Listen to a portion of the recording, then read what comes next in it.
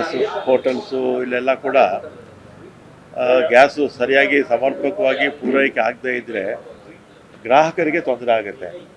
ಮತ್ತು ಏನಾದರೂ ಸ್ವಲ್ಪ ಈಗ ನಮ್ಮಲ್ಲಿ ದೇವಸ್ಥಾನಗಳಲ್ಲೂ ಅಷ್ಟೇ ಸ್ವಲ್ಪ ಹೋಟೆಲ್ಸು ಸ್ವಲ್ಪ ಗ್ಯಾಸ್ ಪೂರೈಕೆ ಕಡಿಮೆ ಆದರೆ ಐಟಮ್ಸು ಕಡಿಮೆ ಮಾಡ್ಬೋದು. ಯಾವುದೇ ಕಾರಣಕ್ಕೂ ಹೋಟ್ಲ್ಸು ಮುಚ್ಚಬಾರ್ದು ಅಂತ ನಾನು ಕೂಡ ಮನವಿ ಮಾಡ್ತೀನಿ. ಸ್ವಲ್ಪ ಐಟಮ್ಸು ಕಡಿಮೆ ಮಾಡಿಕೊಂಡು, ಯಾಕಂದರೆ ಲಕ್ಷಗಟ್ಟಲೆ ಜನ ಬರ್ತಾರೆ ಬೆಂಗಳೂರಿಗೆ ಪ್ರತಿದಿನ, ಅವರಿಗೆ ಊಟದ ಸಮಸ್ಯೆ ಆಗಬಾರ್ದಲ್ಲ, ಅದೊಂದು ಹೋಟೆಲ್ ಮಾಲೀಕರಲ್ಲಿ ಮನವಿ ಮಾಡ್ತೀನಿ. ಮತ್ತು ಆ್ಯಸ್ ಇಟ್ ಈಸು ದೇವಸ್ಥಾನಗಳಲ್ಲಿ ಈ ಥರದ ಸಮಸ್ಯೆ ಈಗ ಇಲ್ಲ, ಮುಂದಕ್ಕೆ ಆಗ್ಬೋದು. ಮತ್ತು ಕಟ್ಟಿಗೆಗಂತೂ ವಾಪಸ್ ಹೋಗೋಕ್ಕಾಗಲ್ಲ. ಈಗ ಕಟ್ಟಿಗೆ ಗ್ಯಾಸ್ ಬಂದ ಮೇಲೆ ನಮ್ಮ ದೇಶದಲ್ಲಿ ಸ್ವಲ್ಪ ಅರಣ್ಯ ಉಳ್ಕೊಂಡಿದೆ. ಈ ಗ್ಯಾಸು ಬರದೇ ಇದ್ದರೆ ಅರಣ್ಯ ಇಷ್ಟೊತ್ತಿಗೆ ಕಡಿಮೆ ಆಗ್ತಾ ಇತ್ತು. ಯಾವುದೇ ಕಾರಣಕ್ಕೂ ಅರಣ್ಯ ಕೂಡ ಕಡಿಬಾರ್ದಲ್ಲ. ಮತ್ತು ಸ್ವಲ್ಪ ಕೇಂದ್ರ ಸರ್ಕಾರ ಇದ್ರ ಬಗ್ಗೆ ಹೆಚ್ಚು ಗಮನ ಹರಿಸ್ಬೇಕು. ನರೇಂದ್ರ ಮೋದಿಯವರು ಒಂದು ಫೋನ್ ಮಾಡಿದ್ರೆ ಯುದ್ಧ ನಿಂತು ಹೋಗುತ್ತೆ ಅಂತ ಯಾರೋ ಮಾಧ್ಯಮದಲ್ಲಿ ಹೇಳ್ತಾ ಇದ್ರಪ್ಪ. ಮುಖ್ಯಮಂತ್ರಿಗಳು ಸಚಿವರನ್ನ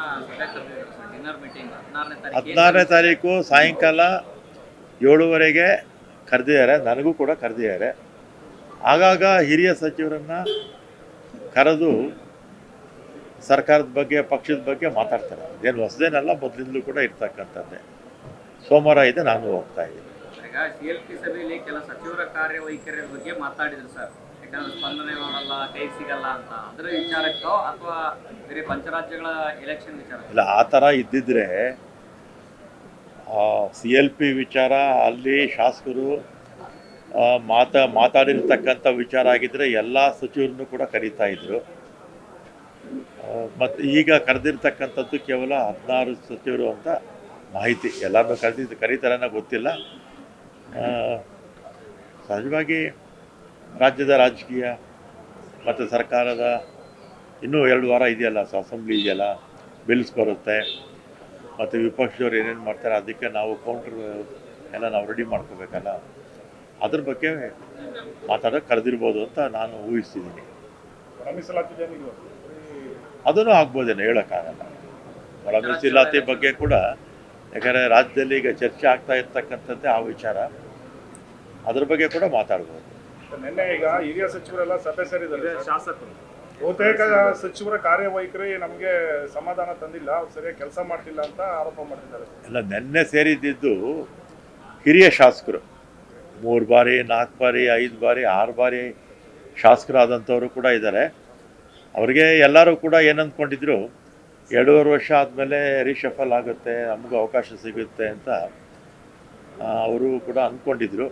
ಆದರೆ ಸ್ವಲ್ಪ 2-3 ತಿಂಗಳು ಮುಂದಕ್ಕೆ ಹೋಯ್ತಲ್ಲ, ಅದರಿಂದ ಅವ್ರಿಗೂ ಸಹಜವಾಗಿ ಆಸೆ ಇದ್ದೇ ಇರುತ್ತಲ್ಲ. ಅದರಲ್ಲಿ ವಿಶೇಷವಾಗಿ 4-5 ಬಾರಿ ಗೆದ್ದಂಥವ್ರಿಗೆ ನಾವು ಸಚಿವರಾಗಬೇಕು ಅಂತ ಆಸೆ ಇರುತ್ತೆ. ಅದರಲ್ಲೇನು ತಪ್ಪೇನೂ ಇಲ್ಲ. ಇದು ಮುಖ್ಯಮಂತ್ರಿಗಳಿಗೆ, ಉಪಮುಖ್ಯಮಂತ್ರಿಗಳಿಗೆ ನಮ್ಮ ಹೈಕಮಾಂಡ್ ಬಿಟ್ಟಿರ್ತಕ್ಕಂಥ ವಿಚಾರ. ಯಾವಾಗ ತೀರ್ಮಾನ ತಗೋಬೇಕು ಅನ್ನೋದನ್ನು, ಏನು ಮಾಡಬೇಕು, ಯಾರನ್ನು ತಗೋಬೇಕು, ರೀಶಫಲ್ ಆಗುವಂಗಿದ್ರೆ ಅಂತ, ಅದು ಹೈಕಮಾಂಡ್ ಬಿಟ್ಟಿರ್ತಕ್ಕಂಥ ವಿಚಾರ. ರಿಷಫಲ್ ಆಗುತ್ತಾ ಸರ್? ಆಗುತ್ತೆ, ಹೇಳೋಕ್ಕಾಗಲ್ಲ, ಆಗ್ಬೋದು ಸರ್. ಆಮೇಲೆ ಹಿರಿಯ ಸಚಿವರೆಲ್ಲನೂ ಸಚಿವ ಸ್ಥಾನ ಕೂಡ ತ್ಯಾಗ ಮಾಡಬೇಕಾಗುತ್ತೆ ಸರ್. ಅವರು 20 ಸಚಿವರನ್ನು ಬದಲಾವಣೆ ಮಾಡಿ ಅನ್ನೊಂದು ಡಿಮ್ಯಾಂಡು. ತ್ಯಾಗ ಮಾಡೋಕ್ಕೆ ತಾವೆಲ್ಲ ರೆಡಿ ಇದ್ದೀರಾ ಸರ್? ಹೊಸಬ್ರಿಗೆ ಅವಕಾಶ ಹೈಕಮಾಂಡು ಏನು ಹೇಳಿದರೆ ಅದಕ್ಕೆ ತಾವೆಲ್ಲ ಕೂಡ ಬದಲಾಗಿರ್ಬೇಕು. ನಾನೇ ಅಂತಲ್ಲ, ಎಲ್ಲರೂ ಕೂಡ. ನಾಯಕತ್ವ ಬದಲಾವಣೆ ಗೊಂದಲ ಸರಿ ಹೋಗದೇನೆ ಕ್ಯಾಬಿನೆಟ್ ರಿಷಫಲ್ ಆಗಲ್ಲ ಅನ್ನೋ ಥರ ಚರ್ಚೆ ಇದೆ ಸರ್. ಗೊಂದಲ ಜಾಸ್ತಿ ನಮಗಿಂತಲೂ ನೀವು ಮಾಧ್ಯಮದಿಂದನೇ ಜಾಸ್ತಿ ಗೊಂದಲ ಆಗ್ತಿರೋದಪ್ಪ. ನಾವು ಬಂದರೆ ಸಾಕು, ಸುಮ್ಮನೆ ಏನು ಲೀಡರ್ಶಿಪ್ ಬಗ್ಗೆನೇ ನೀವು ಕೇಳಿ ಕೇಳಿ ಗೊಂದಲ ನಿಮ್ಮಿಂದನೇ ಜಾಸ್ತಿ ಆಗೋಯ್ತು.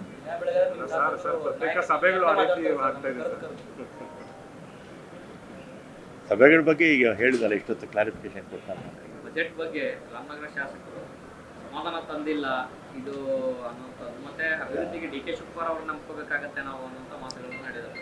ಇದು ಮುಖ್ಯಮಂತ್ರಿಗಳಿಗೂ ಕೂಡ ಒಂದು ಲಿಮಿಟ್ ಇರುತ್ತೆ. ನಮ್ಮಲ್ಲಿ ಎಷ್ಟು ಹಣ ಇರುತ್ತೆ ಅದನ್ನು ನೋಡಿಕೊಂಡೇ ಮಾಡಬೇಕಾಗುತ್ತೆ. ಎಲ್ಲ ಇಲಾಖೆಯವರು ದೊಡ್ಡ ದೊಡ್ಡ ಪಟ್ಟಿ ಕೊಡ್ತಾರೆ, ನಾನು ಕೂಡ ಕೊಟ್ಟಿದ್ದೆ. ಆದರೆ ನಾನು ಕೊಟ್ಟಿದ್ದೆಲ್ಲ ಮಾಡೋಕ್ಕಾಗತ್ತಾ? ಅಥವಾ ಯಾರೇ ಮುಖ್ಯಮಂತ್ರಿ ಆಗಿದ್ದರೂ ಕೂಡ ನಾವು ಕೇಳಿದ್ದೆಲ್ಲ ಮಾಡೋಕ್ಕಾಗಲ್ಲ.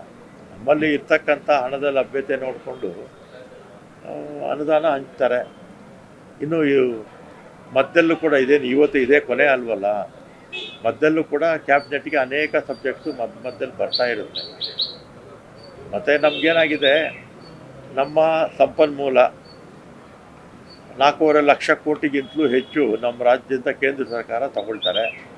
ಅವರು ಕೊಡ್ತಾ ಇರ್ತಕ್ಕಂಥದ್ದು ಕೇವಲ ₹1ಗೆ 13 ಪೈಸೆ. ನಮ್ಮ ಸಂಪನ್ಮೂಲ ಎಲ್ಲ ಕೇಂದ್ರ ಸರ್ಕಾರನೇ ತೊಗೊಂಡೋಗ್ತಾ ಇದ್ದಾರೆ. ಅದರಿಂದ ಏನಾಗುತ್ತೆ, ಕೇಂದ್ರ ಸರ್ಕಾರದ ನೀತಿಯಿಂದ ನಮ್ಮ ರಾಜ್ಯ ಅಂತಲ್ಲ, ಎಲ್ಲ ರಾಜ್ಯಗಳ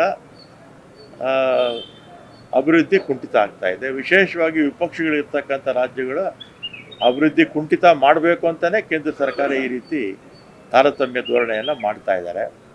ಮತ್ತು ನಮ್ಮ ರಾಜ್ಯದಿಂದ ಆಯ್ಕೆಯಾಗಿರ್ತಕ್ಕಂಥ ಲೋಕಸಭಾ ಹೆಸರು, ರಾಜ್ಯದಿಂದ ಇದರಲ್ಲಿ ಕ್ಯಾಬಿನೆಟ್ಟಲ್ಲಿ ಇರ್ತಕ್ಕಂಥ ಸಚಿವರು ನಮ್ಮ ರಾಜ್ಯಕ್ಕೆ ಏನೇ ಅನ್ಯಾಯ ಆದರೂ ಕೂಡ ಯಾರೂ ಕೂಡ ತುಟಿ ಬಿಚ್ಚಲ್ಲ. ನಮ್ಮ ಕೇವಲ ₹1ಗೆ 13 ಪೈಸೆ ವಾಪಸ್ ಕೊಡ್ತಾ ಇದ್ದಾರೆ ನಮ್ಮ ಟ್ಯಾಕ್ಸಲ್ಲಿ. ಅದ್ರ ಬಗ್ಗೆನೂ ಮಾತಾಡಿಲ್ಲ. ಅದನ್ನು ಕೂಡ ಮೋದಿಯವರು ಮಾಡಿದ್ದೇ ಸರಿ ಅಂತಾರೆ. ಮಹದಾಯ ಬಗ್ಗೆ ಮಾತಾಡಲ್ಲ, ಮತ್ತು ಮೇಕೆದಾಟು ಬಗ್ಗೆ ಮಾತಾಡಲ್ಲ. ನಮ್ಮ ಯಾವುದೇ ನೆಲ, ಜಲ, ಭಾಷೆ, ಹಣಕಾಸಿನ ವಿಚಾರದಲ್ಲಿ ನಮ್ಮ ರಾಜ್ಯಕ್ಕೆ ಅನ್ಯಾಯ ಆಗ್ತಾಯಿದ್ರು ಕೂಡ ಮೋದಿಯವರ ಹತ್ರ ಹೋಗಿ ಮಾತಾಡಿ ನಿಂತು ರಾಜ್ಯಕ್ಕೆ ಅನ್ಯಾಯ ಆಗ್ತಾ ಇದೆ ಅಂತ ಕೇಳೋ ಶಕ್ತಿ ಇವ್ರು ಯಾರಿಗೂ ಇಲ್ಲ ಅಂತ. ಏನಾಗಿದೆ, ನಮ್ಮ ಜನರ ಕರ್ನಾಟಕದ ದುರದೃಷ್ಟ.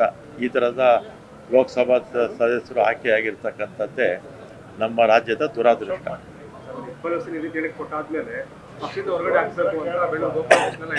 ಯಾರಿಗೆ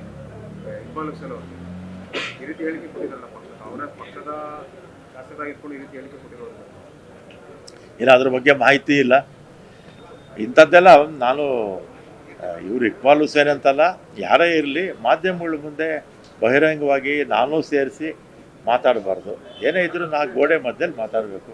ಅಥವಾ ಮುಖ್ಯಮಂತ್ರಿಗಳು, ಉಪಮುಖ್ಯಮಂತ್ರಿಗಳ ಹತ್ರ ಹೋಗಿ ಕೂತು ಮಾತಾಡಿ ಸಮಸ್ಯೆ ಪರಿಹಾರ ಮಾಡ್ಕೋಬೇಕು ಹೊರತು ಮಾಧ್ಯಮಗಳ ಮುಂದೆ ಮಾತಾಡಿದ್ರೆ ಪಕ್ಷಕ್ಕೆ ಡ್ಯಾಮೇಜ್ ಆಗುತ್ತೆ.